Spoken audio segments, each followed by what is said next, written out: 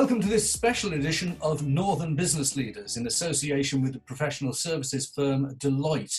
Now, in the last year or so, we've spoken to a lot of Northern business leaders about their successful enterprises.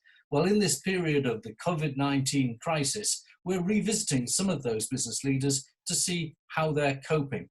Today, we're talking to Richard Harpin, who's the CEO and the founder of HomeServe PLC and associated businesses like Checker Trade.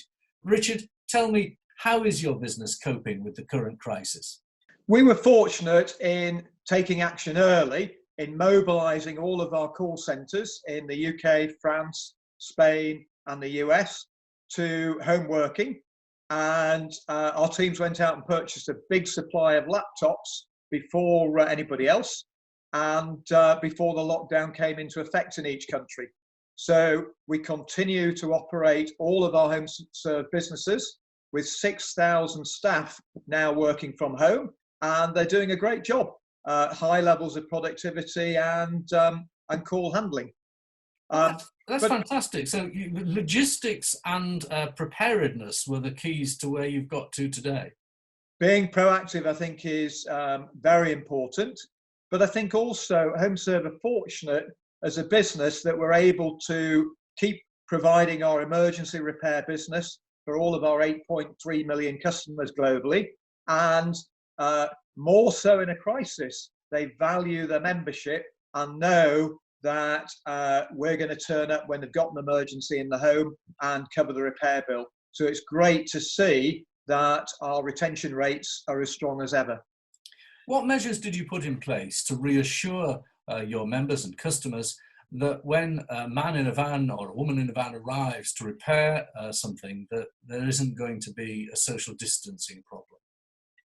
We filmed a video in each country and did online training for all of our engineers. And the video is also used for customers where they wanted to check online to make sure that we've got the right social distancing procedures and hygiene procedures to both keep our engineers and our customers safe, which was our number one priority.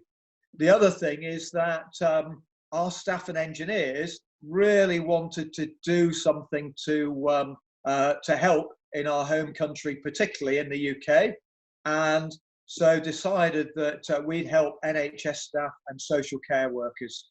So we're now offering free plumbing and heating emergency repairs to the value of £1 million to NHS and social care staff for the duration of the lockdown. And that's gone down really well. And we're doing over 500 jobs a day for those staff, getting back from a long shift, finding that the boiler's off, they've got no hot water for showering.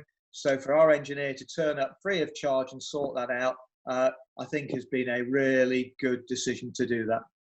Well, my daughter is a doctor in a major hospital, and I can tell you, having listened to her, that anything that de-hassles her life would be welcome. Let's move on to the issue of business. Of course, we've just talked about my daughter at the front line, the NHS in the emergency, but it is important for the country's economy and for the health of the country that as much economic activity takes place as is safely possible. What is your view on working around that and the way in which you see some commentators suggest that business should take a back seat?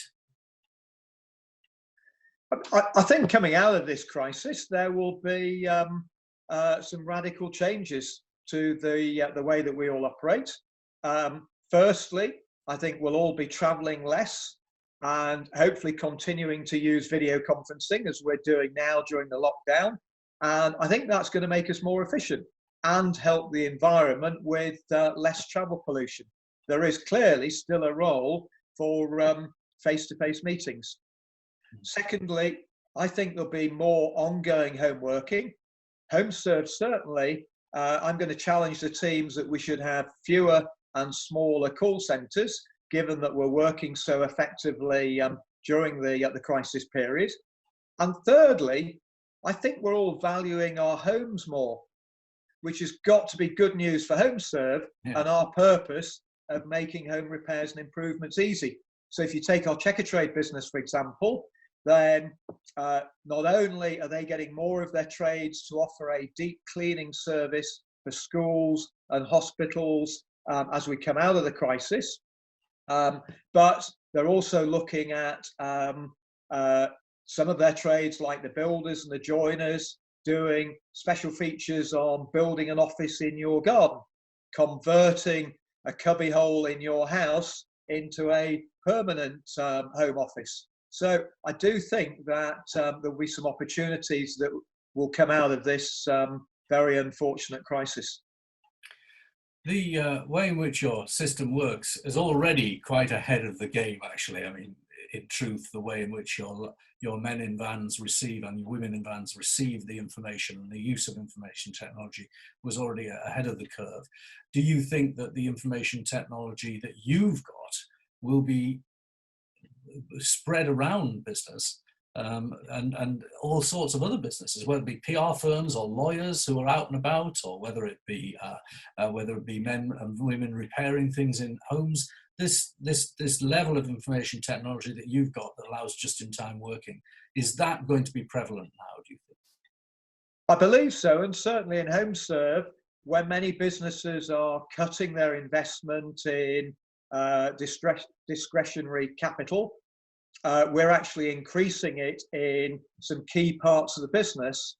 And our model around HomeServe now, which is using technology, IVR, smart call centers, Google Intelligent Voice, to not need to have a call center person to answer a customer's claims call, to say, okay, we know that you're a member, that you have a blocked drain, and we know your address. We're now going to pass on the job to the engineer that is closest, that is available right now. So it goes out by fastest finger first to the 5 local engineers that we have within 5 miles of the customer's home. And the one that's available presses the app, immediately connects them in real time to talk to the customer, who says, John here, understand you've got a blocked drain in your backyard. I'm just finishing off a job. I can be with you in about 15 minutes. So it's a win-win because it removes cost, it increases the speed and efficiency which we can get the right engineer there. So it's bringing down our costs, and it's offering a great service to the most important thing, our customers. I've got to say, listening to that and that description, there's so many other applications of that technology, whether it be your people going to repair household issues, or maybe the NHS needs to look at it to procure things. You know, the way in which you've described it, obviously it isn't simple, like you said, because it needs a big backup of technology and systems and proving it. But you've spent years getting that system ready. It doesn't sound like you've invented it for COVID-19. It's all technology that's off the shelf. It's just sort of thinking about how you can run your business in a more technological way. And I've never been clever enough to invent a business model, but I'm a great believer in learning from others, copying. So would hope that other businesses in other parts of the economy would copy HomeServe and others, and take that message of don't cut your investment in technology in a crisis, do the reverse. Well, Richard, it's been great talking to you, and I'm sure that after COVID-19 emergency, HomeServe will continue to storm ahead. Thank you very much. Thanks, Graham.